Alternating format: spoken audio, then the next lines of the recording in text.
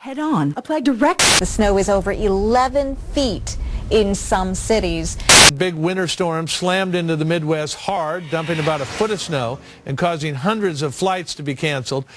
And focus in on the purples. That's where we're going to see at least a half a foot of snow or more. These dark purples, 10 to 20 inches, maybe even as much as 2 feet of snow. So blizzard warnings in effect until the morning. So any kind of travel plans tonight around New England, don't do it. Accidents piling up, planes grounded, shop owners closing early. A fierce winter storm taking its toll across Illinois. CNN's Keith Oppenheim is knee-deep in blustery Peoria.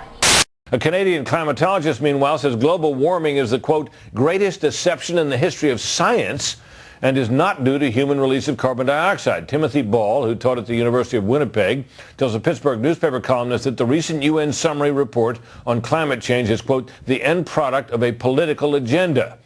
Even that much more treacherous. Right now, the entire fleet of the city snowplows are out on the roads, 107 trucks, and they even put snowplows in front of 25 city garbage trucks to help assist.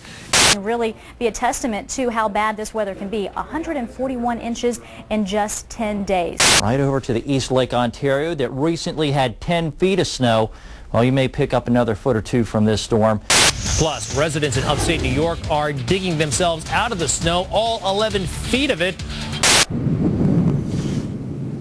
No town in the U.S. has gotten more snow this month than Redfield, New York.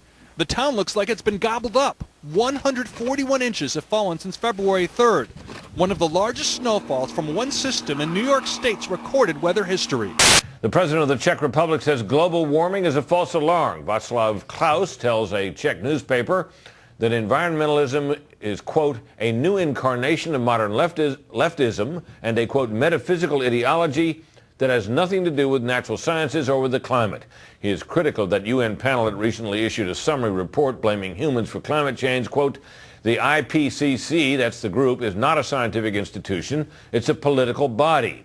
And when asked if humans are running the planet, Klaus says, quote, perhaps only Al Gore may be saying something along these lines. A sane person can't. And so we're in for a real mess. The front entrance and the top floor of the house have disappeared under feet of snow. There was concern the roof could collapse. Northeast getting hit with heavy snow and ice. Incredible amounts of snow have been measured throughout New York State's upper tier east of Lake Ontario, in towns like Mexico, New York. We had a storm in '66, but that was a 3-day storm. This has gone on for a week. Look at the pictures. They're talking about you denying the fact that those polar bears are going to drown because their last iceberg they were sitting on is melting. The reason Al Gore had to get a computerized polar bear to drown in his movie is because their name is Ursa maritimus. The real kind can swim.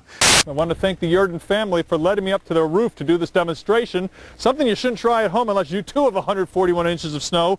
But you can see I can walk from the roof 17 feet down safely all the way to the ground.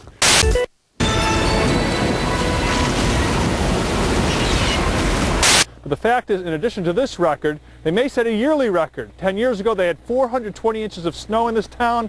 Now they're up to 287, and there's a lot more snow on the way this week. A House subcommittee hearing on climate change and the warming of the planet was called off today because of the snow and ice storm that hit Washington. And in St. Louis, a scheduled showing of Al Gore's Inconvenient Truth movie on global warming was canceled by Maryville University because of the harsh winter weather.